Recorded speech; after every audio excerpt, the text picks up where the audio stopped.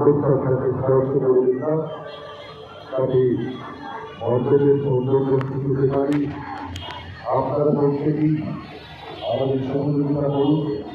আমাদের দর্শনার্থীদের কাছে আবেদন করব, প্রবেশ পথে যে সিঁড়ি রয়েছে সিঁড়ির মধ্যে কেউ দাঁড়িয়ে পড়বে না, শরীরে ছিটিয়ে থাকা বৈদ্যুতিক তারে কেউ স্পর্শ করবে না। সড়কে আনন্দভাবে দিকগুলোকে দুর্ঘটনাকে এড়িয়ে চলুন।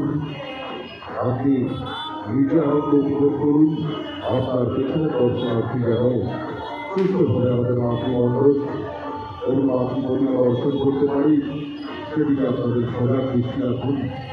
আমরা আশাবাদী কলকাতা নেতাজি সংঘের বিগত দিনের প্রত্যেকটি কর্মকাণ্ডকে বাস্তবায়িত করতে আপনারা যেভাবে আপনার সক্রিয় সহযোগিতার হাতটি আমাদের দিকে প্রসারিত করেছিলেন,